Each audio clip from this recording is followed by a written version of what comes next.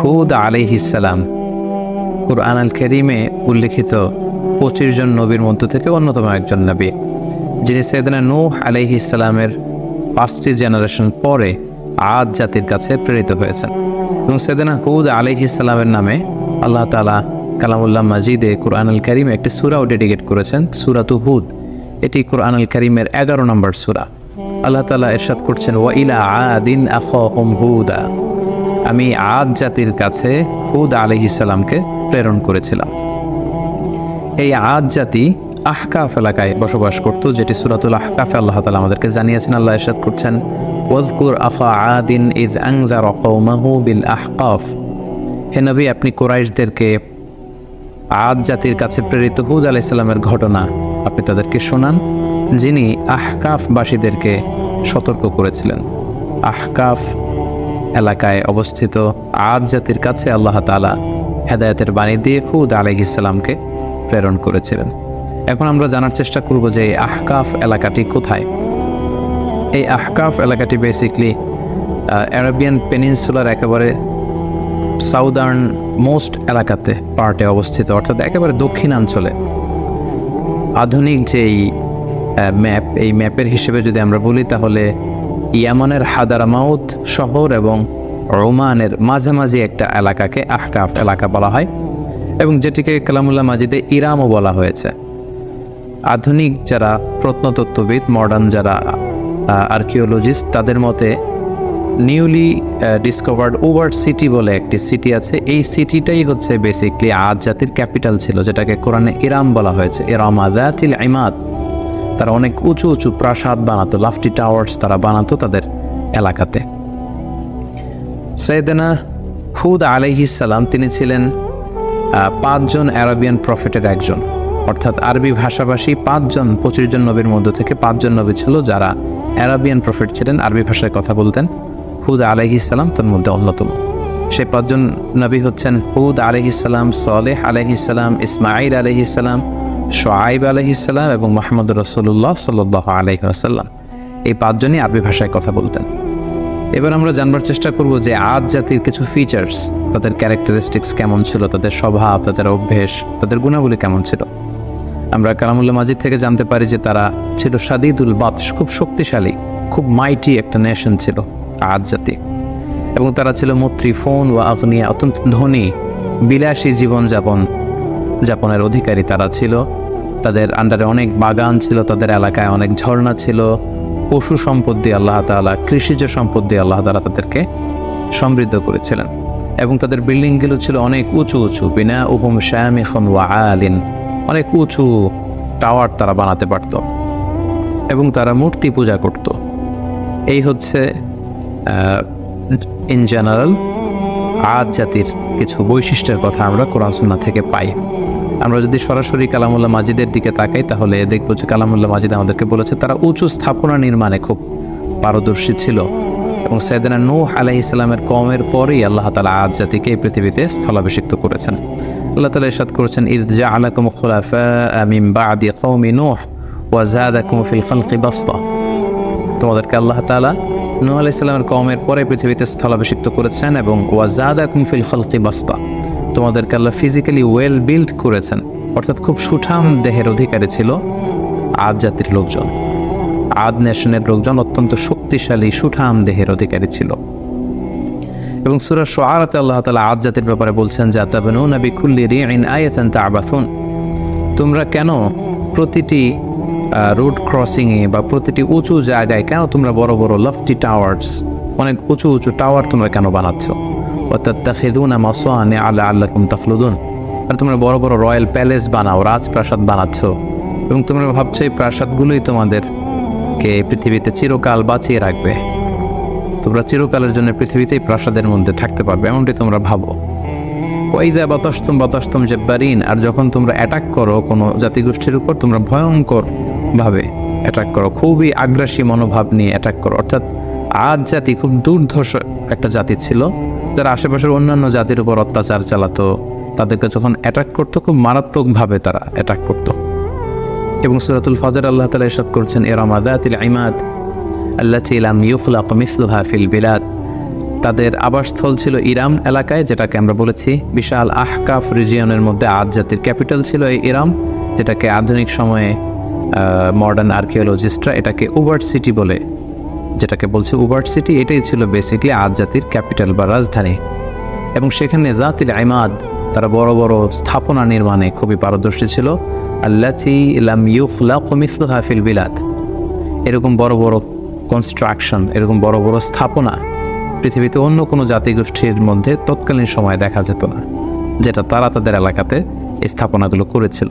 এবং সবচেয়ে বড় ব্যাপার হচ্ছে যে তারা খুব অহমিকা বোধ করতো, অহংকার করত, এটা নিয়ে খুব একটা বোস্টফুল ভাব তাদের মধ্যে ছিল, একটা ইন্টালিজেন্স ছিল, একটা প্রাইড ছিল যে আমরাই সেরা, আমরাই সবচেয়ে বড়, আমাদেরকে শেষ করে দেওয়ার মতো কেউ নেই, যেটা সরাসরি কোরআন কোট করেছে। আল্লাহ তাআলা ইরশাদ করেছেন ফাআম্মা আদুন ফাস্তাকবারু ফিল আরদ, আর আদ জাতি পৃথিবীতে অহংকার প্রদর্শন করেছিল বিগাইরিল হক, অন্যায়ভাবে তারা নিজেদেরকে অনেক বড় বলে মনে করত, বড়ত্বের ঘোষণা দিত খুব বেশি বেশি। ওয়াকালু মান আশাদ্দু মিন্না কুওয়া, আর তারা বলতো আমাদের চাইতে শক্তিশালী আবার কে আছে, we are the mighty nation, আমরা হচ্ছে এই পৃথিবীর মধ্যে সবচাইতে শক্তিশালী জাতি, আমাদেরকে হারিয়ে দিতে পারে, আমাদেরকে ধ্বংস করে দিতে পারে, আমাদেরকে নিশ্চিহ্ন করে দিতে পারে এমন কোনো শক্তি পৃথিবীতে জন্ম নেয়নি। এইভাবে তারা বুক ফুলিয়ে অহংকার প্রকাশ করত। আল্লাহ তাআলা বলছেন আওয়ালাম ইয়ারাউ আন্নাল্লাহা আল্লাযী খালাকাহুম হুয়া আশাদ্দু মিনহুম কুওয়া, ওরা কি দেখে না যে আল্লাহ তাআলা তাদেরকে সৃষ্টি করেছে, তিনি তাদের চাইতে অনেক বেশি শক্তিশালী। ওয়া কানু বিআয়াতিনা ইয়াজহাদুন, কিন্তু তারা আমার নিদর্শন থেকে মুখ ফিরিয়ে নেয়, তারা অস্বীকার করে। তাহলে ওভারঅল আদ জাতির ব্যাপারে এই তথ্যগুলো আমরা কালামুল্লাহ মাজিদ থেকে পেয়ে থাকি। তো এই জাতিগোষ্ঠীকে অহংকার ছেড়ে দিয়ে, এই দাম্ভিকতা ছেড়ে দিয়ে, এই বড়ত্ব ছেড়ে দিয়ে তারা যেন তাওহীদের দিকে ফিরে আসে, শিরকের চর্চা ছেড়ে তারা যেন এক আল্লাহর দাসত্বে বা ইবাদতের দিকে ফিরে আসে। এজন্য আল্লাহ তাআলা সাইয়েদনা হুদ আলাইহিস সালামকে এই জাতিগোষ্ঠীর হেদায়েতের জন্য তিনি আদ জাতির কাছে প্রেরণ করেছেন। এবং সাইয়েদনা হুদ আলাইহিস সালাম ওনার সর্বোচ্চ টুকুন দিয়ে পুরো জাতিগোষ্ঠীর মাঝে তাওহীদের দাওয়াতকে তিনি পৌঁছে দিয়েছেন। সূরাতুল আরাফে আল্লাহ তাআলা ইরশাদ করছেন ওয়া ইলা আদিন আখাহুম হুদা, আমি আদ জাতির কাছে তাদেরই একজন ভাই, অর্থাৎ তাদেরই একজন লোক হুদকে নবী হিসেবে প্রেরণ করলাম। আমরা জানি যে কালামুল্লাহ মাজিদে প্রতিটি জাতিগোষ্ঠীর ক্ষেত্রে আমরা দেখেছি ভিনদেশী কোনো লোককে আল্লাহ তাআলা নবী হিসেবে অ্যাসাইন করেননি, কখনো করেননি, বরং তাদের গোষ্ঠীর মধ্য থেকে, তাদের নেশনের মধ্য থেকে, তাদের কোনো সাব ট্রাইবের মধ্য থেকে তিনি একজনকে তাদের হেদায়েতের জন্য তিনি সিলেক্ট করেছেন, যিনি তাদেরকে জান্নাতের সুসংবাদ দিবেন, জাহান্নাম থেকে ভীতি প্রদর্শন করবেন। এবং হুদ আলাইহিস সালাম সেটাই করেছেন, তাদের মধ্য থেকেই তিনি নবী হিসেবে এসেছিলেন। এবং সব নবীরা যে তাওহীদের দাওয়াত দিয়েছেন সাইয়েদনা হুদ আলাইহিস সালাম সেই তাওহীদের দাওয়াতই তার জাতিগোষ্ঠীর কাছে তিনি পেশ করেছেন। তিনি বলেছেন ইয়া কওমি আবুদুল্লাহ মা লাকুম মিন ইলাহিন গায়রু আফালা তাত্তাকুন, হে আমার জাতিগোষ্ঠীর লোকেরা তোমাদের কি হলো, কেন তোমরা এক আল্লাহকে রেখে দিয়ে এত এত মূর্তির ইবাদত করছো, আফালা তাত্তাকুন, তোমরা কি আল্লাহকে ভয় করবে না? এটা একটা কমন দাওয়াত ছিল সব নবীদের, সব নবীরাই এক আল্লাহর দাস আমাদেরকে বানানোর জন্য পৃথিবীতে এসেছেন। আমরা যেন হাজার হাজার রবকে ছেড়ে দিয়ে, হাজার হাজার মূর্তিকে ছেড়ে দিয়ে, পৌত্তলিকতা ছেড়ে দিয়ে আমরা যেন এক আল্লাহর বান্দায় পরিণত হতে পারি, এটাই ছিল সব নবীদের মিশন এবং ভিশন। পাশাপাশি আমরা জানি যে আদ জাতি খুব শক্তিশালী একটা জাতি ছিল, তাদেরকে আল্লাহ তাআলা অনেক নাজ নেয়ামত দিয়েছেন। তো সাইয়েদনা হুদ আলাইহিস সালাম এই নাজ নেয়ামতের কথা স্মরণ করিয়ে দিয়েও তাদেরকে তাওহীদের দিকে দাওয়াত দিয়েছেন। তিনি বলেছেন ওয়াযকুরু ইয জাআলাকুম খুলাফা মিন বা'দি কওমি নূহ, অর্থাৎ হে আমার জাতিগোষ্ঠী, তোমরা কি দেখছো না যে নূহ আলাইহিস সালামের পরে আল্লাহ তোমাদেরকে পৃথিবীতে সম্মানিত করেছেন। নূহ আলাইহিস সালামের কওমকে আল্লাহ তাআলা মহাপ্লাবন দিয়ে ধ্বংস করেছেন। সো তারা তো তোমাদের অ্যানসেস্টর ছিল, তোমাদের পূর্বপুরুষদের কি ভাগ্যে কি ঘটেছে এটা তো তোমরা দেখেছো। সো এটা দেখেও তোমরা কেন শিক্ষা নেবে না? এবং ওয়াজাদাকুম ফিল খালকি বাসতা, আল্লাহ তোমাদেরকে সুঠামদেহী করেছেন, শক্তিশালী করেছেন। ফাযকুরু আলা আল্লাহি লাআল্লাকুম তুফলিহুন, বলে আল্লাহ তাআলা তোমাদেরকে যে নেয়ামত দিয়েছেন এই নেয়ামতগুলোকে তোমরা স্মরণ করো, আল্লাহর নেয়ামতের শুকরিয়া করো। এইভাবে তিনি দাওয়াত দিতে লাগলেন। পাশাপাশি তিনি বোঝাতে চাইলেন যে তোমরা যতই পাপ করো না কেন, যতই অন্যায় করো না কেন, আল্লাহর তওবার দরজা, রহমতের দরজা এটা তোমাদের জন্য খোলা সব সময়। The door of Allah is open for you 24/7. যে কোনো সময় তুমি ইস্তেগফার করো, তওবা করো, শিরক থেকে ফিরে এসে এক আল্লাহর ইবাদতে মনোনিবেশ করো, আল্লাহ তাআলা তোমাদেরকে ক্ষমা করবেন।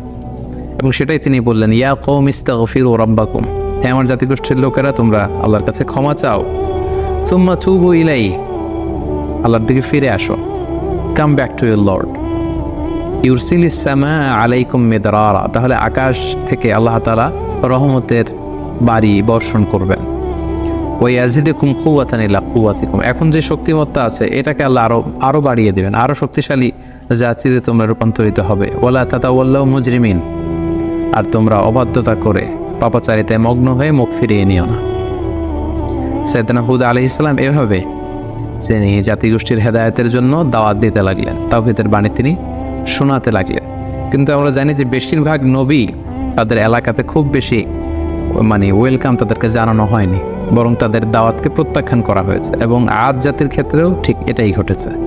তাদের রেসপন্স কেমন ছিল এই দাওয়ার পরে আমরা সেটা যদি দেখি, তাহলে কালামুল্লাহ মাজিদ আমাদেরকে বলছে তাদের রেসপন্স ছিল এরকম, ক্বালু ইয়া হুদু মা জি'তানা বিবাইয়িনা, হে হুদ, তুমি যে নবী, কি প্রমাণ আছে? আমাদের তো বিশ্বাস হয় না। ওমা নাহনু বিতারিকি আলিহাতিনা আন কওলিক, তোমার এই কথায় তো আমরা আমাদের বাপ দাদা রেখে যাওয়া মূর্তিগুলোকে ছেড়ে দিতে পারি না। তুমি কি বলতে চাচ্ছ যে আমাদের পূর্বপুরুষরা ভুল করে গিয়েছে? আমরা তো এগুলো ছেড়ে আসতে পারি না। ওমা নাহনু লাকা বিমুমিনিন, তোমার কথায় আমরা বিশ্বাস করি না। তারা আরো বলতো, ক্বালু আজি'তানা লিতাফিকানা আন আলিহাতিনা, হে হুদ, তুমি কি আমাদের ইলাহ বা উপাস্যদের থেকে আমাদের মুখকে ফিরিয়ে নিতে চাচ্ছ, সরিয়ে দিতে চাচ্ছ? আর তুমি বলছো যে আমরা যদি মূর্তির পূজা ছেড়ে না দিই তাহলে আযাব আসবে। ফাআতিনা বিমা তা'ইদুনা ইন কুনতা মিনাস সাদিকিন, তাহলে আযাব নিয়ে আসো, দেখাও, দেখি তোমার সাধ্যে কতটুকু কুলায়, তুমি কত বড় শক্তিশালী হয়েছো, তোমার আল্লাহর ক্ষমতা কতটুকু আমাদেরকে পারলে দেখাও। তুমি যে আযাবের কথা বলছো সে আযাব আমাদেরকে চাক্ষুষ দেখাও, যদি তুমি সত্যবাদী হয়ে থাকো। এভাবে সাইয়েদনা হুদ আলাইহিস সালামের দাওয়াতি কথাকে, আহ্বানকে তারা প্রত্যাখ্যান করে তুচ্ছ তাচ্ছিল্যের সাথে ওনাকে পুরো আদ জাতি তারা রিজেক্ট করলো।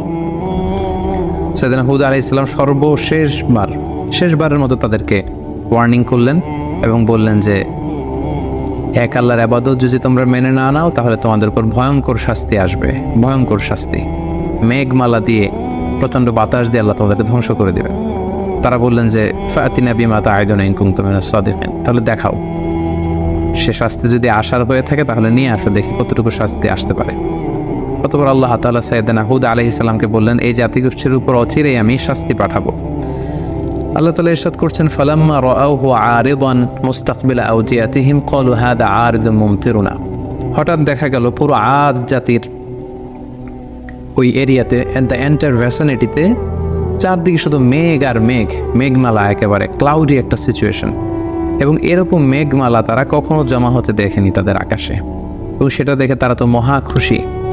কারণ এই মরু এলাকাতে যখন মেঘমালা আকাশে উড়ে বেড়ায় এবং সেগুলো যখন ঘনীভূত হয়, বৃষ্টি হয়, এটা তাদের জন্য kind of mercy and blessings, এটা রহমত।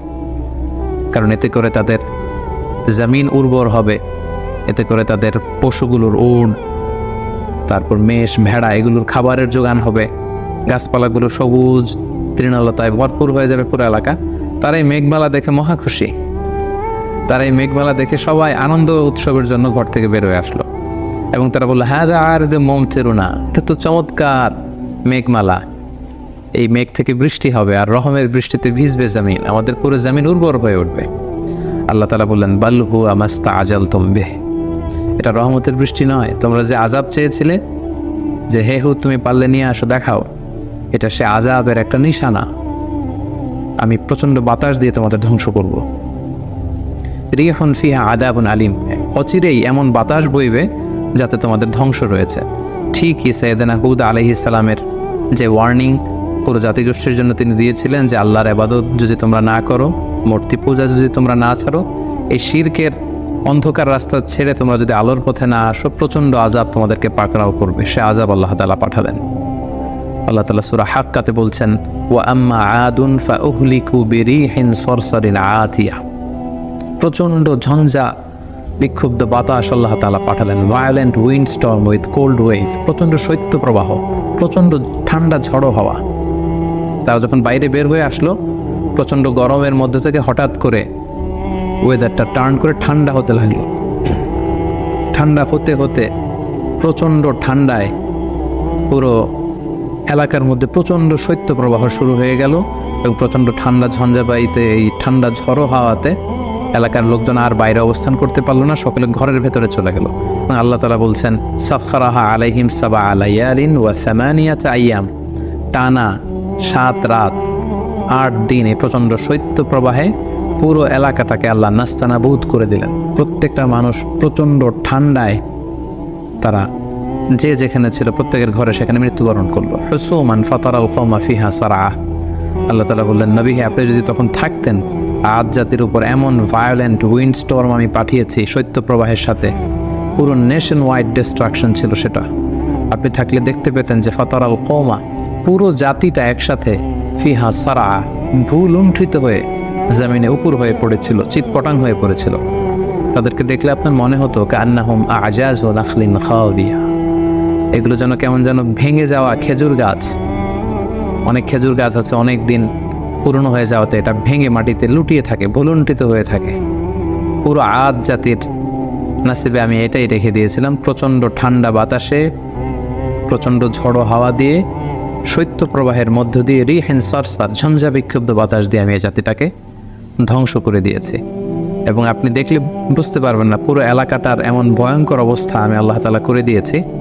আপনি দেখলে বুঝতেই পারবেন না যে এখানে এরকম মাইটি নেশন, এরকম শক্তিশালী একটা জাতি এখানে ছিল, এটা দেখে বোঝারই উপায় নেই। সম্মানিত শুধু ঠিক এভাবেই এই পৃথিবী থেকে এরকম একটি মাইটি নেশনের বিদায় ঘটেছে আল্লাহ তাআলার অবাধ্যতার কারণে, অহংকার প্রদর্শনের কারণে। সাইয়েদনা হুদ আলাইহিস সালামের আনিত এই দাওয়াতকে প্রত্যাখ্যান করবার কারণে পুরো জাতিগোষ্ঠীকে আল্লাহ তাআলা ধ্বংস করে দিয়েছে। এই হুদ আলাইহিস সালামের পুরো জীবনী থেকে আমরা কি শিখতে পারি? আমরা যদি কিছু লাইফ লেসন এখান থেকে নিতে চাই, তাহলে আমরা প্রথমেই বলবো, 1 নম্বর যেটা আমরা শিখতে পারি যে আল্লাহ তাআলা যদি আমাদেরকে কোনো নেয়ামত দিয়ে থাকেন, আমাদের কৃতজ্ঞ হওয়া উচিত, গ্রেটফুল হওয়া উচিত, শুকরিয়া জ্ঞাপন করা উচিত, শুকরগুজার হওয়া উচিত। তাদেরকে আল্লাহ তাআলা বাস্তাতান ফিল খলক, সুঠামদেহী বানিয়েছেন, শক্তিশালী বানিয়েছেন, বড় বড় টাওয়ার বানানোর সুযোগ করে দিয়েছেন, প্রতিপত্তি দিয়েছেন, শান শওকত দিয়েছেন। কিন্তু তার বিপরীতে এগুলোর শুকরগুজার তারা হয়নি। আল্লাহ তাআলা শুকরিয়া না করে তারা সেখানে অহংকার প্রদর্শন করছিল, নিজেদের বরত্বের ঘোষণা দিচ্ছিল। সো এই শিক্ষাটি আমরা নিতে পারি, আল্লাহর কোনো নেয়ামত পেলে যেন আমরা নেয়ামতের শুকরিয়া করি। আল্লাহ তাআলা বলছেন, লা ইন শাকারতুম লা আযীদান্নাকুম ওয়া লা ইন কাফারতুম ইন্না আযাবি লাশাদীদ। যদি তোমরা আমার নেয়ামতের শুকরিয়া করো, আমি আল্লাহ তাআলা এই নেয়ামতকে আরো বহুগুণ বাড়িয়ে দেব। আর যদি না শুকরিয়া করো, তাহলে জেনে রাখো আমার শাস্তি বড় ভয়ঙ্কর। 2 নম্বর যে শিক্ষাটি আমরা পাই সেটা হচ্ছে আমাদের হিস্ট্রি থেকে শিক্ষা নেওয়া উচিত, অর্থাৎ ইতিহাস থেকে আমাদেরকে শিক্ষা নিতে হবে। একটা কথা বলা হয় এরকম যে ইতিহাসের সবচেয়ে বড় শিক্ষা হচ্ছে যে মানুষ ইতিহাস থেকে শিক্ষা নিতে চায় না। কারণ আমরা কালামুল্লাহ মাজিদের আয়াত থেকে আমরা জানতে পেরেছি ইমিডিয়েটলি আফটার কওমে নূহ তারা পৃথিবীতে এসেছিল। আদ জাতিকে আল্লাহ তাআলা নূহ আলাইহিস সালামের কওমের পরেই মহাপ্লাবন দিয়ে যখন পুরো নূহ আলাইহিস সালামের মুশরিক কওমকে আল্লাহ ধ্বংস করেছেন, তারপরে আদ জাতি এসেছিল। সো তাদের হাতের নাগানেই ছিল সেই ঘটনা, কিভাবে বন্যা হয়ে পুরো পৃথিবীবাসী শেষ হয়ে গিয়েছিল আল্লাহ তাআলার অবাধ্যতার কারণে। সো এটা ভুলে যাওয়াটা তাদের জন্য বুদ্ধিমত্তার পরিচয় ছিল না, বরং সেখান থেকে তাদের শিক্ষা নেওয়া দরকার ছিল। সো এটাও আমরা এখান থেকে শিখলাম যে ইতিহাস যেন আমরা ভুলে না যাই, আমরা যেন ইতিহাস থেকে শিক্ষা নিতে পারি। 3 নম্বর যে শিক্ষাটি আমরা এখান থেকে পেতে পারি সেটা হচ্ছে অহংকার এবং ঔদ্ধত্যের শেষ পরিণতি হচ্ছে ধ্বংস। আল্লাহ তাআলা তাদেরকে অনেক শক্তি দিয়েছেন, তারা অনেক শক্তিশালী একটি জাতি ছিল, মাইটি নেশন ছিল, কিন্তু তাদের অহংকার এবং ঔদ্ধত্যের কারণে কিন্তু আল্লাহ তাআলা ধ্বংস করে দিয়েছেন। কারণ অহংকারকারীদেরকে আল্লাহ তাআলা কখনোই পছন্দ করেন না। হাদিসে কুদসিতে, সুনান ইবনে মাজায় একটি হাদিস এসেছে, হাদিসে কুদসি, সেখানে আল্লাহ তাআলা ইরশাদ করছেন, আল কিবরিয়া উ রিদাই, অহংকার হচ্ছে আমার চাদর, ওয়াল আযামাতু ইজহারি, আর বড়ত্ব হচ্ছে আমি আল্লাহর লুঙ্গি। ফামান নাযাআনি ওয়াহিদাম মিনহুমা আলকাইতুহু ফিন নার ওয়ালা উবালি, যে আমার এই চাদর ধরে টান দেয়, অর্থাৎ যে অহংকার করতে চায়, যে নিজেকে নিজের বরত্বের ঘোষণা দিতে চায়, সে কেমন যেন আমার চাদর, আমার লুঙ্গি ধরে সে টান দিচ্ছে। সো যে আমার অহংকারের এই চাদর ধরে টান দেয়, তাকে আমি জাহান্নামে নিক্ষেপ করবো। ওয়ালা উবালি, আই ডোন্ট কেয়ার। আল্লাহ বলেন তাদের দিকে আমি ভ্রুক্ষেপ করবো না। বিশ্বনবীর জন্য মানুষের কত ভালোবাসা, বিশ্বনবীর জন্য মানুষের কত মায়া, আর তার বিপরীতে আবু জাহিলের প্রতি ঘৃণা গোটা বিশ্বের মানুষের আসলে নেই। কারণ আবু জাহিল বলো জঙ্গি, বিশ্বনবী বলো মুজাহিদ, ঠিক না? ফেরাউন হচ্ছে জঙ্গি আর মুজাহিদ হচ্ছে সাইয়েদনা মুসা আলাইহিস সালাম। সাইয়েদনা ইব্রাহিম আলাইহিস সালাম হচ্ছে মুজাহিদ। তাহলে জঙ্গিটাকে নাম বলেন আরো জোরে মনে। এখনো যারা ইসলামের পক্ষে কথা বলে তারা মুজাহিদ। আজকের এই ইদ্রিসিয়ার বাগানে যারা এসেছে প্রত্যেকটা দিনের এক একটা মুজাহিদ ছিল, ঠিক না? আর যারা ইসলামের বিপক্ষে কথা বলে, ইসলামের বাস দিতে যায়, এক একটা জঙ্গি ছিল, ঠিক না? আমরা মুজাহিদ হতে চাই, আমরা ডান বলতে চাই, আমরা নবীদেরকে মডেল হিসাবে মানতে চাই, ঠিক না? এজন্য আল্লাহ বললেন ওয়াহাদাল বালাদিল আমিন, এই নিরাপদ শহরের কসম, নিরাপদ শহরের নাম হলো মক্কা। এই মক্কার পূর্ব নাম ছিল বাক্কা। মক্কার আগের নাম কি জানেন? বাক্কা। ইন্না আউওয়ালা বাইতি উদিআ লিন-নাস লাল্লাযী বিবাক্কাতা মুবারাকা, নিশ্চয় পৃথিবীর প্রথম ঘর এটা আমি মক্কাতুল মুকাররমায় সেট আপ করেছি। আর মক্কার আগের নাম ছিল বাক্কা। মক্কার আগের নাম কি? এখন মক্কায় অনেক হোটেল আছে, হোটেলের নাম ফুন্দুক বাক্কা, মানে বাক্কা হোটেল। সুবহানাল্লাহ বলে এই বাক্কা শহরকে আল্লাহ কোরআনে বলেছেন মৌমুল সব শহরের নাম। ওমান দাখালাহু কানা আমিনা, যারা এই শহরে প্রবেশ করবে তাকে নিরাপত্তা দেবে। মক্কা শহর কি যে চমৎকার শহর, a city that never sleeps anymore। যে শহরটা কখনো ঘুমায় না। রাত 3টার দিকে যেই দৃশ্য, রাত 5টায় যেই দৃশ্য, দুপুর 12টায় যেই দৃশ্য, রাত 11টা ঠিক একই দৃশ্য ঠিকঠাক করে বলে, ঠিক না? এজন্য বিশ্বনবী বলতেন মক্কা তো আহাব্বুল বিলাদ ইলাইয়া, মক্কা হলো আমার কাছে সবচাইতে প্রিয় জায়গা। লাউলা খরিজিতু লামা খারাজতু, মক্কা থেকে জোর করে যদি আমাকে কুরাইশরা বের করে না দিত আমি কোনোদিন মক্কা ছাড়তাম না। সুবহানাল্লাহ। আল্লাহ বলেন এটা বলছে মাসাবাতান লিন-নাসি ওয়া আমনা, সব মানুষের বিরত কেন? কাবায় যখন আজান হয় তখন মৌমাছির বাসার দিকে মৌ পোকাগুলো যেমনি বন বন বন বন করে ছুটে, সবগুলো মুসল্লি কাবা ঘরের দিকে ছুটতে থাকে, চিৎকার করে পড়েন সুবহানাল্লাহ। কাবার আজান শুনেছে? আল্লাহু আকবার, আল্লাহু আকবার, আল্লাহু আকবার,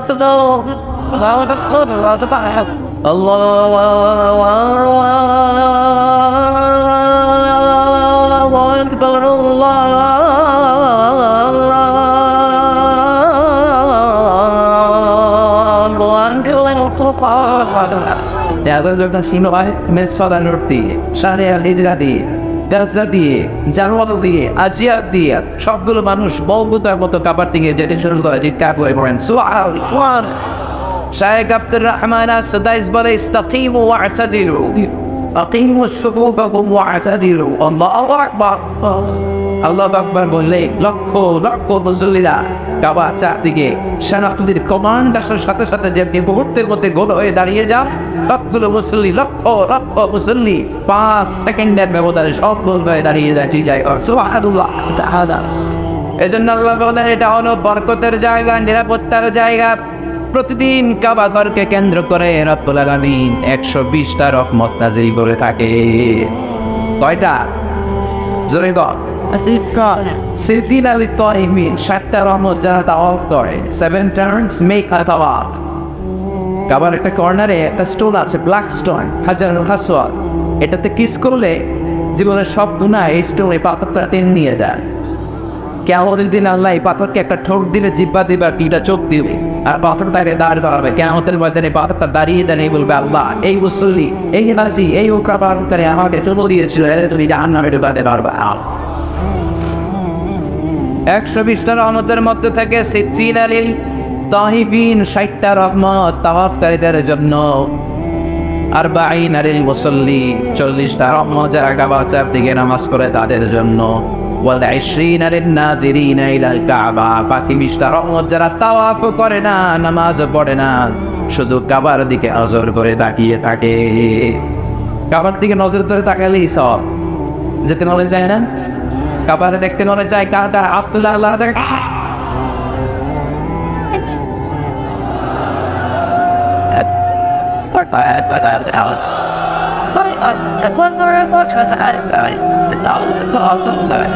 Of course, it was there, but no, shut light. I need to do. That's it. I want to stop. Well, I decided dog.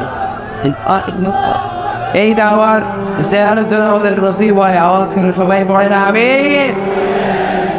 এজন্য আল্লাহ তিন জায়গার কসম কাটলেন, ফিলিস্তিনের কসম, তিন জাইতুনের কসম, তুর পাহাড়ের কসম, মক্কাতুল মুকাররমের কসম। তিনটা কসম কেটে আল্লাহ বলেন লাকাদ খালাকনাল ইনসানা ফি আহসানি তাকওয়িম। সুবহানাল্লাহ। কসম কাটলেন তিনটা, চিৎকার করে বলতে হবে কয়টা? তিনটা কসম কেটে কত গুরুত্বপূর্ণ একটা কথা বলবেন, এটা না শুনেই চলে যাবেন। আল্লাহ বললেন লাকাদ খালাকনাল ইনসানা ফি আহসানি তাকওয়িম, আমি মানুষকে অসাধারণ চমৎকার এক আকৃতি দিয়ে তৈরি করেছি। সোয়ান মানুষের আকৃতি গঠন যে কত সুন্দর আপনি কল্পনাও করতে পারবেন না। যার হিউম্যান অ্যানাটমি, প্রাণীবিদ্যা বা মরফোলজি, আকৃতি সংক্রান্ত জীববিদ্যা নিয়ে পড়াশোনা করে তারা বুঝবে মানুষের চেহারার সাথে পৃথিবীর কোনো প্রাণীর কোনো মিল আছে? পৃথিবীর সবগুলো কুকুরের কেন্দ্রীয় চেহারাটা এক হবে, পৃথিবীর সব ছাগলের চেহারা এক হবে, সব গরুর চেহারা এক হবে, কিন্তু পৃথিবীতে 700 কোটি মানুষের বসবাস, একটা মানুষের চেহারার সাথে আরেকটা মানুষের চেহারার মিল আছে? আরো কত 700 কোটি পৃথিবীতে ছিল, এখন কবরবাসী। আরো কত 700 কোটি কিয়ামতের আগ পর্যন্ত আসবে। একটা মানুষের চেহারা নিউ প্রিন্টের সাথে, ডিজাইনের সাথে পৃথিবীর আরেকটা মানুষের চেহারার পুরো মিল আছে। আবার পৃথিবীর সবগুলো প্রাণীর মাথা থাকে নিচের দিকে, গরুর মাথা থাকে এমনি, ছাগলের মাথা থাকে এমনি, কিন্তু মানুষকে উঁচু মাথা করে দাঁড়িয়ে থাকার সুযোগ করে দিয়েছে কে? আবার মানুষকে আল্লাহ বানিয়েছে আশরাফুল মাখলুকাত, গোটা বিশ্বের সব সৃষ্টির সেরা। এজন্য নূরের ফেরেশতাও মানুষকে সেজদা দিয়েছে, চিল্লায় করে ঠিক না? তুমি মাটির আদমকে প্রথম সৃষ্টি করিয়া ঘোষণা করিয়া দিলে শ্রেষ্ঠ বলিয়া, তাই তো নূরের ফেরেশতা করে আদমকে সেজদা, তাই তো নূরের ফেরেশতা করে আদমকে সেজদা, সবার চেয়ে সম্মান দিলে মাটির আদমকে। পড়ে আল্লাহু আল্লাহু তুমি জানলে শেষ করা তো যায় আগে তোমার গুণগান। আল্লাহু আল্লাহু একজনের চেহারার সাথে আরেকজনের চেহারার কোনো মিল আছে? চিল্লায় করে। এই জন্য রব্বুল আলামিন বলেন ওয়ামিন আয়াতিহি খালকুস সামাওয়াতি ওয়াল আরদি ওয়াখতিলাফু আলসিনাতিকুম ওয়া আলওয়ানিকুম ইন্না ফি যালিকা লা আয়াতিন লিল আলামিন।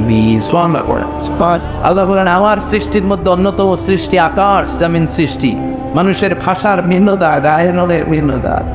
এই যে বাঙালিরা আমরা বাক্যন ভাষায় কথা বলি, চিৎকার করে বলেন আমাদের ভাষা কি?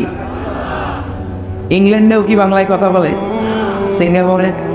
আপনার একটু মনে করছেন পৃথিবীর সবাই বাংলাদেশ কথা কয় না, এক একজনের ভাষা এক একটা। আমি সর্বপ্রথম বাংলাদেশ থেকে বের হয়েছি 2008 সালে। আমি মিশরে যখন যাই গভর্নমেন্ট স্কলারশিপে, তখন মন্ত্রণালয় 2007-এ আমি ফার্স্ট হলাম সারা বাংলাদেশ, আল্লাহর মেহেরবানি। তখন ইজিপশিয়ান গভর্নমেন্ট আমাকে স্কলারশিপ দিয়ে পৃথিবীর সবচেয়ে বড় যে university, Al Azhar university, the biggest and the oldest Islamic university ever in the world, ওটাতে নিয়ে গেল। তো 11 জনের এক বাহিনী নিয়ে আমরা গেলাম 2018 সালের শুরুর দিকে। তো ওই প্রথম আমার বিদেশের সফর।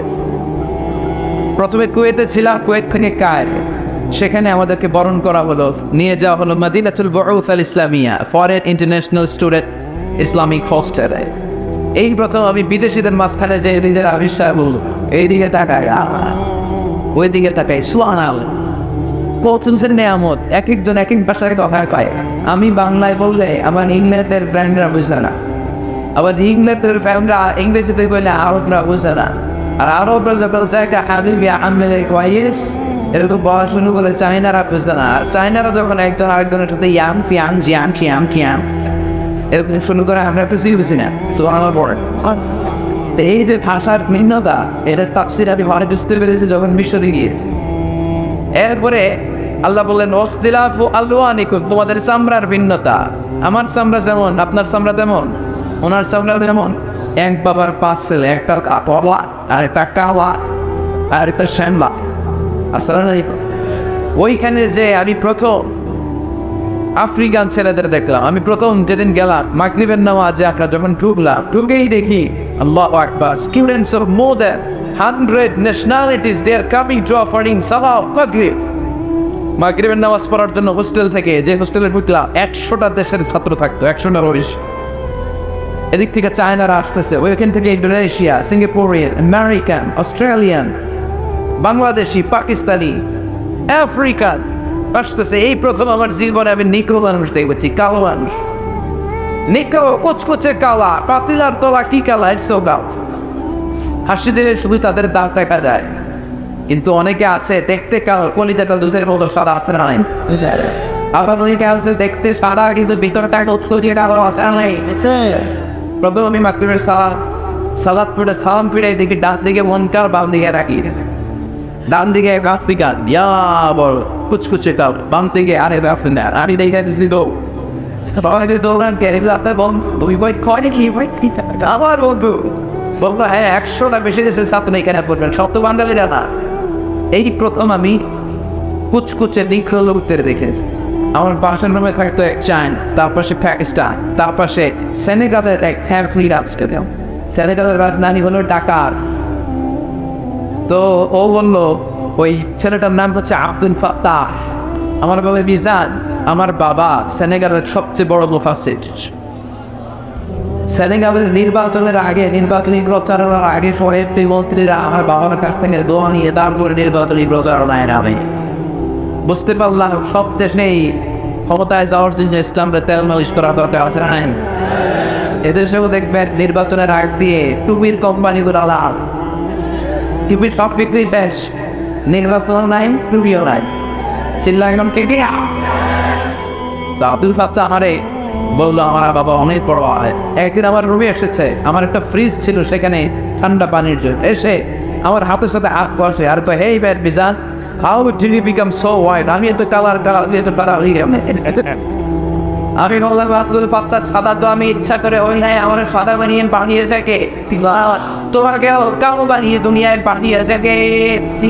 আব্দুল ফাত্তাহ বলে, মিজান সাদার কালো যেই আমরা যেটাই বই কেটে দিলে কিন্তু এক রঙের লাল আপনাকে রক্ত বেরোবে, ঠিক না? কালো আর কালো এ তো বাইকে কেমন, ভিতরে সবাই রক্ত। এই জন্য আল্লাহ বলে, there is no difference, কোনো পার্থক্য নাই। there is no difference between black and white, between upper and lower, between the richer section of the society and poorer section of the society, between the prime minister, between the president, between the member of the parliament and rickshaw puller, factory worker. One is completely equal, 100% equal, totally equal in the eyes of Islam. চিন্তা করে বলে ঠিক না? ইসলাম বলে সাদা কালোয় পার্থক্য নাই, ধনী গরিবের পার্থক্য নাই, নর্মেলের সামনে পার্থক্য নাই, প্রধানমন্ত্রী আর প্রিয় বা খাওয়া আল্লাহর কাছে কোনো পার্থক্য নাই। আল্লাহর কাছে কিয়ামতের দিন সেই সবচেয়ে সেরা। ইন্না আক্রামাতুম ইনদাল্লাহি আতকাকুম, যার হৃদয়ে আল্লাহর ভয় বেশি সেই আল্লাহর কাছে সেরা। চিল্লায় ঠিক না? হৃদয়ে আছে আল্লাহর ভয়, আর বলতে ভুলে যায় না, আল্লাহর প্রেম ছাড়া এই দুনিয়ায় কারো কাছে কোনো কিছু চাই না। রাতের আধারের জানালা সেজে তাতে রয়, দু চোখের অশ্রুতে নদী যেন বয়, চলো না রানি যতই আসুক, পেছনে ফিরে বসে তাকায় না। যাদের হৃদয়ে আছে আল্লাহর ভয়, তারা করবো বলে ভুলে যায় না। আল্লাহর প্রেম ছাড়া এই দুনিয়ায় কারো কাছে কোনো কিছু চাই না, কারো কাছে কোনো কিছু চাই না। চিল্লাই ঠিক না? আল্লাহর কাছে সেরা জানাম তোরে তাকওয়া বেশি। এজন্য রব্বুল আলামিন ডেকে বলে, গোলাম লাকাদ খালাকনাল ইনসানা ফি আহসানি তাকওয়িম, আমি মানুষের চেহারাটা, আকৃতিটা সবচাইতে সুন্দর করে তৈরি করেছি। সবচেয়ে সুন্দর মানুষ, মানুষের চেয়ে সুন্দর কেউ হতে পারে? এজন্য বিশ্বনবী শিখিয়েছেন, তোমার সুন্দর চেহারাটা নিয়ে যখন আয়নার সামনে দাঁড়াবা, তখন পড়বা আল্লাহুম্মা হাসসানতা খলকি ফাহসিন খুলুকি। এর মানে আল্লাহ আমার চেহারাটা যেমনি আপনি সুন্দর করেছে, আমার কলিজাটাও সুন্দর করে দেন। পড়েন আমি এই দোয়াটা পারেন না সবাই? আয়নার সামনে যে বিশ্বনবী এই দোয়া করতে বলেছে, আমার সাথে সাথে আওয়াজ করে সবাই পড়েন আল্লাহুম্মা হাসসানতা খলকি ফাহসিন খুলুকি। আওয়াজ করে আল্লাহুম্মা হাসসানতা খলকি ফাহসিন খুলুকি। হে আল্লাহ, আমার চেহারা যেমনি সুন্দর করেছো, আমার চরিত্রটাও সুন্দর করে দাও। আল্লাহ বলতেন মানুষের চেহারাটা যে কত সুন্দর মানুষ জানেন, এই যে সেটিং, যেখানে চোখ দরকার ওইখানে চোখ দিয়েছে গে আল্লাহ, নাক দরকার নাক দিছে গে, মুখ দরকার মুখ দিছে গে, কান যেখানে দরকার কান দিছে গে। দেখেন এই যে কানের সেটিংটা কত অশান্ত। এই কান দুইটা এখানে না থেকে এই কান যদি এই বগলের নিচে দিত আল্লাহ, কথা কর, আর এই কান যদি এই বগলের নিচে নিত, তাহলে আজকের আপিল শোনার জন্য আপনাদের সবার এইভাবে বড় লাগতো। কথা কর, এমনি কান চাপা দিয়ে রাখলে কথা বলতে দিত।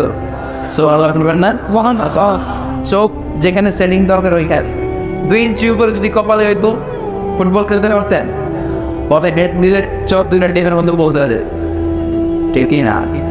কি যে সেটিং, আবার কানের ভেতরে এরকম পেছনে পেছনে রাস্তা দিয়েছে, এয়ার ক্যানেল বলে এটারে, কি বলে? অনেকে মনে করে এমনি এমনি দিস এমনি এমনি আলাদা কিছুই দেয় না, সবগুলোর পেছনে কোন ইফেক্ট আছে, কারণ আছে। এই পেছানো এয়ার ক্যানেল না থাকলে, রাস্তা না থাকলে আপনি কোনো কথা শুনতেই পেলেন। এই যে সাউন্ড ওয়েভ, শব্দ তরঙ্গ ইতারে ভেসে আমাদের শ্রবণ ইন্দ্রিয়ের ভেতরে শোনার আবেগ জানায়। আমি কথা বললে এটাই ক্যানেল দিয়ে ঘুরে ঘুরে যেতে হবে। এই ক্যানেল যদি কাইটা দেওয়া হয়, আপনি হয়ে যাবেন কাঙ্কাটা রঞ্জান। কি হবে? কিছুই শুনতে পাবেন। এটা লাগ, এটা দিয়ে ঢুকবে, ঢুকে ভিতরে একটা এয়ার ড্রাম আছে। কি আছে? ড্রাম আছে। এই ড্রামের ভেতর দিয়ে এই সাউন্ড ওয়েভটা ঘুরতে থাকে, ঘুরে আমাদের দেহে 206টা হাড্ডি, দেহের সবচেয়ে ছোট হাড় বা হাড্ডিটা কানের ভেতরে ব্লেডস, ওই হাতের আবার 3টা পার্টিশন, আউটার ইয়ার, মিডল ইয়ার, ইনার ইয়ার। আউটার ইয়ারে নক করে, মিডল ইয়ারে নক করে, এরপরে ইলেকট্রিক্যাল সিগন্যালের মাধ্যমে এই সাউন্ড ওয়েভ, শব্দ তরঙ্গ ট্রান্সমিট হয়ে ব্রেইনের হেয়ারিং নার্ভ, শুনবার যে স্নায়ু, ওই স্নায়ু ভেতরে ঢুকে আজারের দিকে তাকায় আছেন আর মজার মজায় শুনতেছেন। এগুলো এমনি মজায় মজায় ঠুকে নাই, এই সবগুলো কারিস পাকা। এজন্য এই কান দিয়ে মুসলমান কোনোদিন হিন্দি গান শুনতে পারে না, ওই কান দিয়ে মুসলমান চলে শুনতে পারে না। এই কান দিয়ে কি শুনতে হবে? কোরআনের আয়াত, ঠিক না? যেন কানে শুনি সদা তোমার কালাম, এ খোদা চোখে যেন দেখি শুধু কোরআনে আয়াত শোনো, আমার মোনাজাত শোনো শোনো ইয়া ইলাহি, আমার মোনাজাত শোনো, আমার মোনাজাত। বলেন আমি আরো আমি আল্লাহ রাব্বুল আলামিন বলেন, আলাম তাজআল লাহু আইনাইনি ওয়া লিসানান ওয়া শাফাতাইনি ওয়া হাদাইনাহু নাজদাইন। আল্লাহ বলে, আমি কি তোরে চোখ দেই নাই? চোখ দিয়েছে কে? 2 মিলিমিটার ডাইমেনশনের ছোট্ট চোখ। এই বাইরে জেনে দেখি সূর্যের দিকে তাকালে সূর্যের হতে নেই। মেগাপিক্সেল ক্যামেরার ছবিটারে সুন্দর বানায় না? এক একটা চোখের ভিতরে আল্লাহ 475 মেগাপিক্সেল ঢুকে আছে। Human eyes can identify more than 10 million colors. আমাদের এই চোখ দিয়ে আমরা খালি চোখে 10 মিলিয়ন, 1 মিলিয়নে 10 লক্ষ, তার মানে 1 কোটিরও বেশি ধরনের রং শনাক্ত করতে পারে সুবহানাল্লাহ পড়ে। এরপর আল্লাহ বললেন, জিহ্বা যেখানে সেটিং এর দরকার ওইখানে করুন। দেখেন এই জিহ্বার উপরের দিক দিয়ে খাবারের স্বাদ নেওয়া যায়, জিহ্বার তলা দিয়ে খাবারের স্বাদ পাওয়া যায়। কেন? জিহ্বার উপরে যদি আপনি মিষ্টি রাখেন, মিষ্টি পাওয়া যাবে না, টক রাখলে টক, কিন্তু জিহ্বার তলার ভিতরে মিষ্টি ঢুকে গেলে ওর স্বাদ পাওয়া যায়। এই জিহ্বার 5 স্কয়ার সেন্টিমিটারে আল্লাহ টেস্ট বাদ রেখে দিয়েছে 184টা। সে হিসাবে আমাদের ছোট্ট জিহ্বা দিয়ে আমরা 10,000-এর বেশি খাদ্যের স্বাদ নিতে পারি। এজন্য আল্লাহ ডেকে বললেন, লাকাদ খালাকনাল ইনসানা ফি আহসানি তাকওয়িম, মানুষকে আমি চমৎকার একটা আকৃতি দিয়ে তৈরি করেছি। সুবহানাল্লাহ। আমি একদিন ভাবলাম যে এতগুলো ব্যান্ডিং আল্লাহ দিল কেন? এই দেখেন হাতের এখানে হাঁটি, এটার নামানো যায়, এদিকে টুইস্ট করা যায়, ঠিক আছে? আবার কবজি টুইস্ট করা যায় না? কবজি টুইস্ট না করলে ক্রিকেট খেলার সময় বল করতে পারতেন? স্পিন বল কর, leg spin, off spin, pace ball, googly ball, আসলে নাই কি না? এরপর আমি ভাবলাম যে আল্লাহ এত ব্যাটিং দিলে এখানে একটা এটা টুইস্ট করা যায়, লিগামেন্ট গুলো নড়ে, এখানে একটা ভাঙা, এতদিন ভাঙা দিল। পরে হিসাব করে দেখি এগুলোর কাজের অভাব নাই।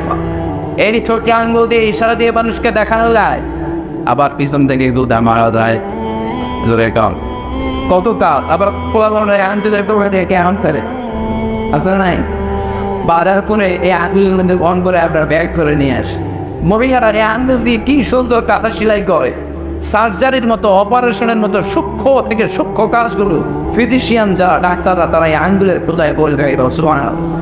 আবার আঙ্গুলের হাতের চিপার মধ্যে যদি রং কিলি পাওয়া যায়, আঙ্গুল দিয়ে সুন্দর ছবি আঁকার সুযোগ আছে না নাই?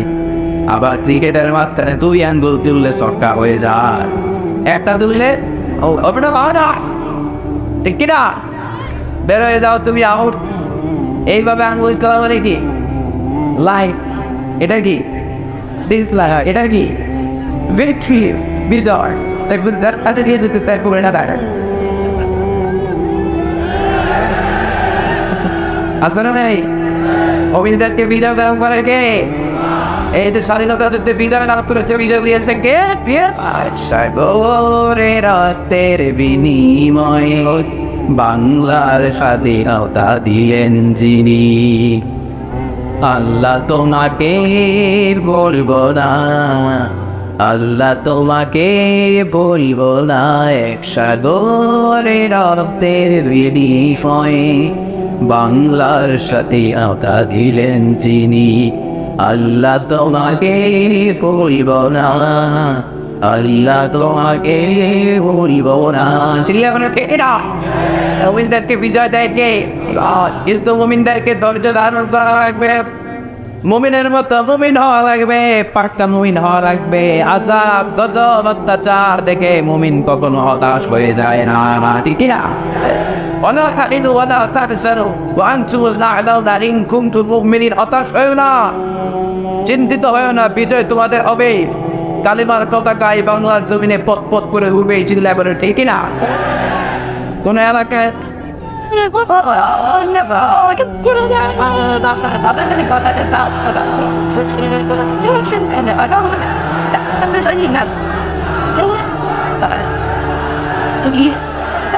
find out marry something that it couldn't not that's where I'm looking about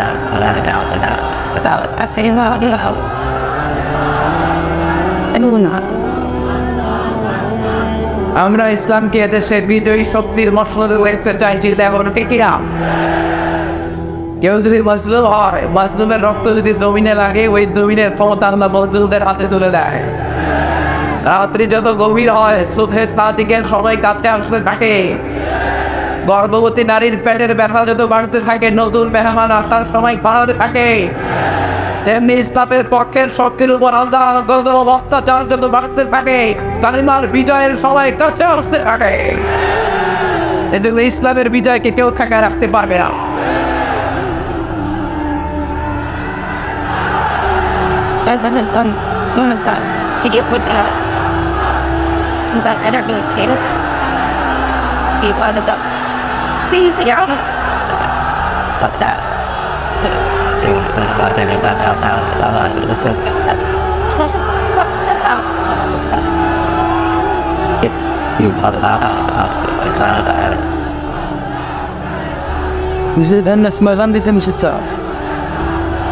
আল্লাহ এদেশে তুমি কালেমার পতাকাকে বিজয়ী বেশে আমাদেরকে দেখার তৌফিক দান করো, সবাইকে একসাথে ইসলামের পক্ষে থাকার তৌফিক দান করো।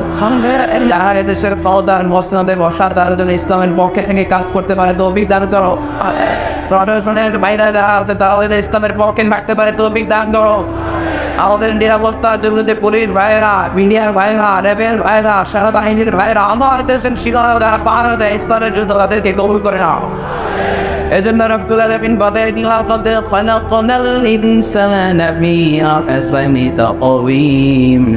মানুষকে আমি চমৎকার আকৃতিতে তৈরি করেছি। এরপরে তাকে আমি আমার পশ্চাৎমুখী করেছি। ভালো হলে মানুষ অনেক ভালো, খারাপ যদি হয় মানুষের চেয়ে খারাপ আর হয় না, ঠিক না? এটার দুইটা তাফসীর। এক তাফসীর বলছে মানুষের চেহারা অনেক সুন্দর, এই সৌন্দর্য ফুটে ওঠে যৌবনে। আর যখন যৌবন ঘুরিয়ে বার্ধক্যে মানুষ পৌঁছে যায় তখন আসফালা সাফিলিন ইলা আরদিল উমুর, তার চামড়া যেন ধরে যায়, তার চোখের পর্দা নেমে যায়, তার কোমরে ব্যথা হয়ে যায়, তার হাতে একটা লাঠি লাগে সে বিদ্ধ হয়ে আরে চিল্লাই টিকিয়া। তার মানে রং করা যৌবন জং করে শেষ। আজকের ক্ষমতা কালকে নাও থাকতে পারে, চিল্লাই টিকিয়া। আজকে যে আমার সৌন্দর্য কালকে সৌন্দর্য নাও থাকতে পারে। একটা সময় মানুষ থাকে তাগড়া যুবক, একটা সময় মানুষের দেহের মধ্যে শক্তির অভাব নাই, আর একটা সময় আছে নাতিপুতি নিয়ে হাঁটে, মাজাটা বাঁকা হয়ে যায়, লাঠি দিয়ে হাঁটা লাগিয়ে, ঠিক না? এটা একটা অপশন। আরেকটা অপশন হচ্ছে উলাইকা কাল আনআম বাল আদাব, মানুষ যদি ভালো হয় ফেরেশতার চেয়ে ভালো, মানুষ যদি খারাপ হয় ফেরেশতার পশুর চেয়ে খারাপ, ঠিক না? A lion never kill a lion. An elephant never kills an elephant. A dog never kills a dog. একটা কুকুরে মারে না, সিংহ সিংহরে মারে না, হরিণ হরিণরে মারে না, হাতি হাতিরে মারে না, কিন্তু মানুষের মারে একটা হাতি আর একটা হাতির 20 টুকরা 40 টুকরা 30 টুকরা করে না, কিন্তু একটা মানুষকে শুধু সময় মারেই না, 30 টুকরা 40 টুকরা করে বস্তাবন্দি করে চিল্লায়। মানুষ জনপদের পর জনপদ নিশ্চিত করে দেয়, বোমা মেরে শহর উড়িয়ে দেয়, মানুষ মেরে বেসা কার করে দেয়, ঠিক না? এজন্য আল্লাহ বলে মানুষকে অনেক সম্মান দিলাম, সুন্দর চেহারা দিয়ে বানালাম। মানুষ যদি খারাপ হয় মানুষ অনেক খারাপ হয়ে যায়।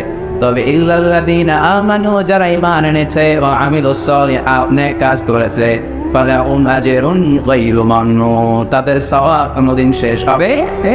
যারা ঈমান আনে, যারা সৎ কর্ম করে, তাদের স্থান জান্নাত। চিৎকার করে বলতে হবে তাদের স্থান কি?